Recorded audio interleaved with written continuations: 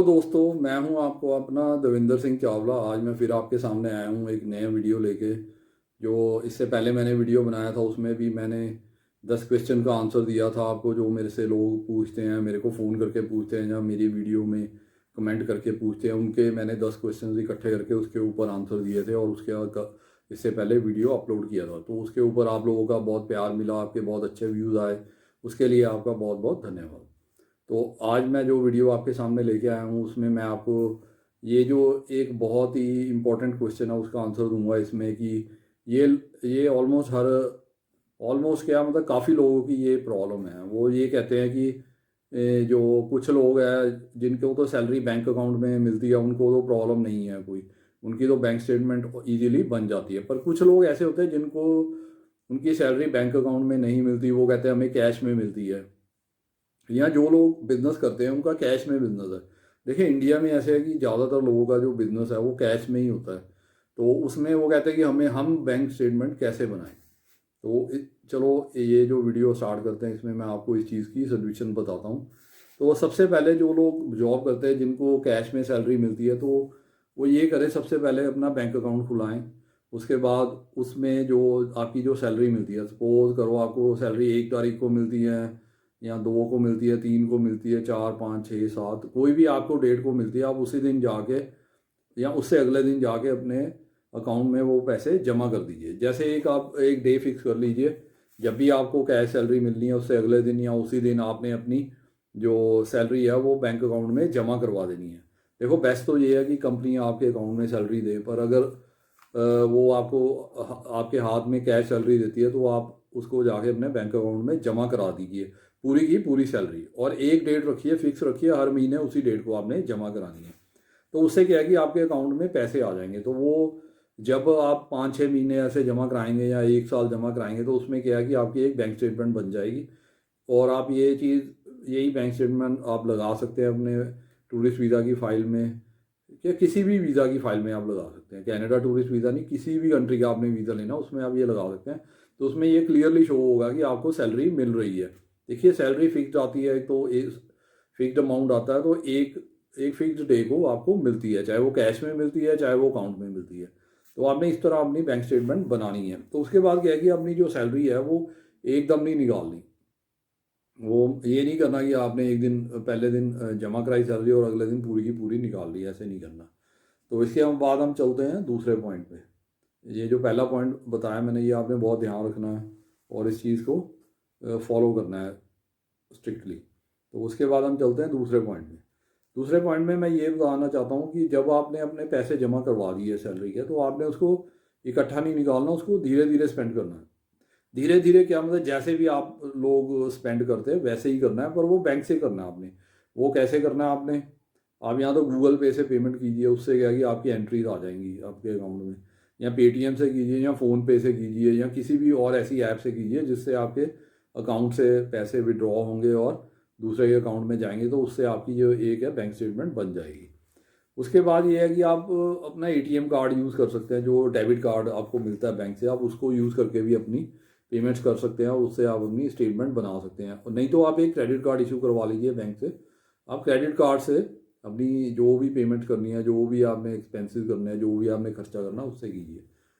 तो जो मैं राय देता हूँ, मैं ये राय देता हूँ, जब भी आपका बैंक अकाउंट है, आपने उससे पैसे आपने स्पेंड करने हैं, तो आप क्रेडिट कार्ड से अपनी बैंक हिस्ट्री बनाइए या बैंक स्टेटमेंट बनाइए, जिसको मैं कहता हूँ बैंक स्टेटमेंट एक बैंकिंग हिस्ट्री होती है। तो क्रेडिट कार्ड से करने का ये फ़ायदा होता है कि जैसे जैसे आप क्रेडिट कार्ड यूज़ करेंगे आपकी क्रेडिट स्कोर भी बढ़ेगा, सिबिल स्कोर कहते हैं उसको या क्रेडिट स्कोर कहते हैं, वो भी बढ़ता रहेगा। उससे ये फ़ायदा होगा कि आपको इन फ्यूचर अगर आपको बैंक से लोन भी लेना है तो आपको लोन भी इजीली मिल जाएगा। तो मैं हमेशा आपको इसीलिए क्रेडिट कार्ड से स्पेंड करने की सलाह देता हूँ। तो अब इसके बाद आते हैं हम तीसरे पॉइंट पे। अगर आपके पास सैलरी आती है, जो सैलरी के अलावा कोई और इनकम भी है, आपको रेंट भी आता है, वो भी चाहे आपको कैश में मिलता हो, ट्राई करिए कि वो आपके बैंक अकाउंट में जमा कराएं। या कोई भी आपको और बेनिफिट मिलता है या कोई और भी इनकम आती है, रेगुलर इनकम आ रही है या वैसे भी आते हैं, तो आप उसको अपने अकाउंट में डाल दीजिए।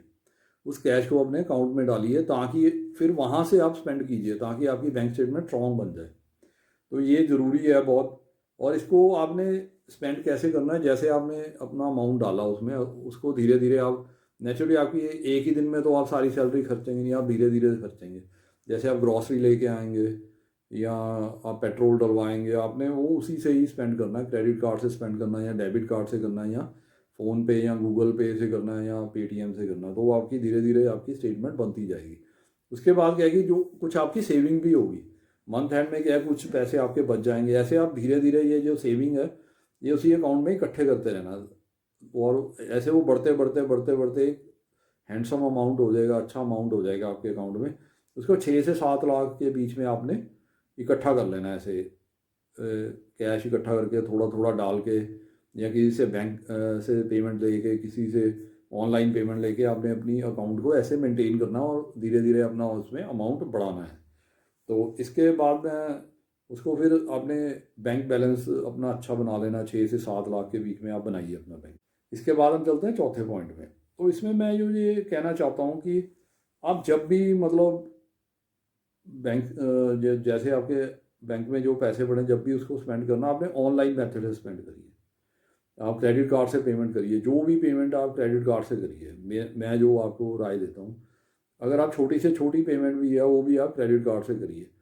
अब क्या होता है कि लोग शर्माते हैं कि क्या मैं छोटी सी पेमेंट 100 रुपये या 200 रुपये की पेमेंट है मैं क्रेडिट कार्ड से करूँगा। आपने शर्माना नहीं है, आपने अपनी बैंक स्टेटमेंट बनानी है, तो उसके लिए आपको ये चीज़ करनी पड़ेगी। और आप जैसे रोज़मर्रा की जो ज़िंदगी है उसमें आप कुछ भी खरीदते हैं, आप कपड़े खरीदते हैं, बच्चों के लिए बुक्स खरीदते हैं या कॉपी खरीदते हैं, पेन खरीदते हैं, आप चाय खरीदते हो, दूध खरीदते हो, ब्रेड खरीदते हो, कुछ भी आप अपने घर के लिए ग्रॉसरी लेके आते हो, राशन पानी लेके आते हो, वो सारा आप ऑनलाइन पेमेंट कीजिए। ऑनलाइन पेमेंट मतलब चाहे तो आप एटीएम के डेबिट कार्ड से कीजिए, या आप गूगल पे से कीजिए, या आप पेटीएम से कीजिए, या आप क्रेडिट कार्ड से कीजिए, जो मैं आपको कहता हूँ, मैं हमेशा प्रेफर करता हूँ। आप शर्माइए मत, आप अपनी बैंक स्टेटमेंट बनाइए इस तरह। तो आप धीरे धीरे देखेंगे कि आपकी जो बैंक स्टेटमेंट है बहुत अच्छी बन जाएगी। और एक तरीका है बैंक स्टेटमेंट बनाने का, आप जैसे कोई मोबाइल ख़रीदना चाहते हैं या कोई टीवी, फ्रिज या एसी घर के लिए ख़रीदना चाहते हैं, तो आप वो क्रेडिट कार्ड से पेमेंट कीजिए उसकी। हो सके तो उसको इंटरेस्ट फ्री इंस्टॉलमेंट्स में कन्वर्ट करा लीजिए। उससे क्या होगा कि आपकी धीरे धीरे पेमेंट जाएगी आपके बैंक अकाउंट से, तो उससे भी आपकी जो एंट्रीज आ जाएंगी उसमें बैंक स्टेटमेंट, तो उससे आपकी बैंक स्टेटमेंट बहुत अच्छी बन जाएगी। आप सीधा कैश पेमेंट देने से अच्छा है आप बैंक से पेमेंट दीजिए। आप कार्ड से पेमेंट देंगे तो बैंक से पेमेंट जाएगी और उससे आपकी बैंक स्टेटमेंट बन जाएगी। तो ये था मेरा आज का वीडियो। इसमें मैंने आपको बताया कि अगर आपको कैश में सैलरी मिल रही है या कैश आपकी बिजनेस भी है, तो भी आपने जो भी कैश इकट्ठा होता है महीने का, आपने उसको अपने बैंक अकाउंट में डाल लेना है। फिर आपने इस तरह उसको स्पेंड करना है ताकि आपकी एक अच्छी बैंक स्टेटमेंट बन जाए। तो ये था मेरा आज का वीडियो। इसमें उम्मीद करता हूँ कि आपको ये मेरा वीडियो पसंद आया होगा और आपको अपने क्वेश्चंस का आंसर मिला होगा, जो डाउट्स है वो क्लियर हो गए होंगे और कुछ नई बातों का भी पता लगा होगा। तो अगर आपको मेरा वीडियो पसंद आया तो आप इसको अपने फ्रेंड, फैमिली मेम्बर और रिलेटिव के साथ शेयर कीजिए। हो सकता है उनको इस वीडियो की ज़्यादा ज़रूरत हो, उनको इस वीडियो से ज़्यादा फ़ायदा हो।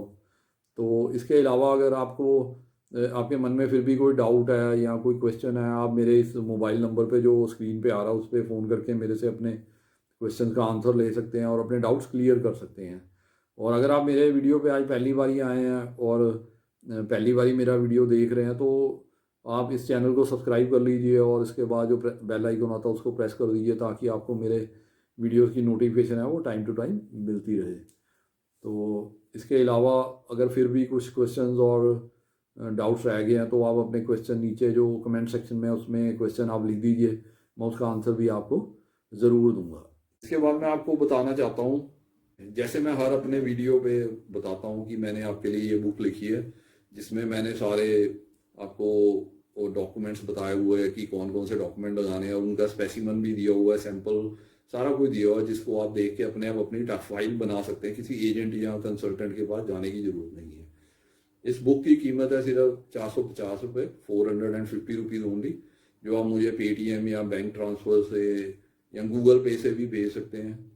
और जैसे ही आपकी पेमेंट मुझे मिलेगी तो मैं आपको ये जो बुक है आपको आपके एड्रेस पे कोरियर या रजिस्टर्ड पार्सल के थ्रू भेज दूंगा। इसी तरह एक बुक मैंने ये भी लिखी है जिसमें मैंने वर्क परमिट के बारे में बताया कि आप कनाडा का वर्क परमिट कैसे ले सकते हैं, कहाँ से जॉब अपनी ढूंढ सकते हैं, कैसे आप जॉब के लिए अप्लाई कर सकते हैं और LMIA के लिए अप्लाई कर सकते हैं। उसके बाद आपने अपना जो फाइल है कैसे बनानी है वर्क परमिट के लिए, कौन कौन से फॉर्म भरने हैं, कौन कौन से डॉक्यूमेंट लगाने हैं और क्या क्या डिटेल्स जो आपको चाहिए पता होना चाहिए, वो इस बुक में सारी दी हुई है। इसकी कीमत भी सिर्फ 450 रुपये है, 450 रुपीज़ ओनली। ये भी आप मुझे गूगल पे या पेटीएम या बैंक ट्रांसफ़र के द्वारा भेज सकते हैं। और मैंने जो पेटीएम और गूगल पे नंबर है नीचे डिस्क्रिप्शन में दिया हुआ, आप वहाँ पे पेमेंट करके मुझे जैसे ही इन्फॉर्म करेंगे मैं आपको आपके एड्रेस पे ये बुक कोरियर या रजिस्टर्ड पार्सल के द्वारा भेज दूंगा। इसके अलावा जो मैं हर वीडियो में ऑफ़र देता हूँ आप लोगों के लिए, आपके बेनिफिट के लिए, कि अगर आप कनाडा की टूरिस्ट वीज़ा की फ़ाइल फ्री ऑफ कॉस्ट बनवाना चाहते हैं तो आप मेरे को कॉन्टैक्ट कर सकते हैं मेरे मोबाइल नंबर पे जो नीचे डिस्क्रिप्शन में दिया हुआ है। तो उसके ऊपर आप मेरे से कॉन्टैक्ट करके अपॉइंटमेंट फिक्स करके मेरे ऑफिस आ सकते हैं और अपनी फ़ाइल जो कनाडा टूरिस्ट वीज़ा के लिए बिल्कुल फ्री ऑफ कॉस्ट बनवा सकते हैं। तो ये था मेरा आज का वीडियो।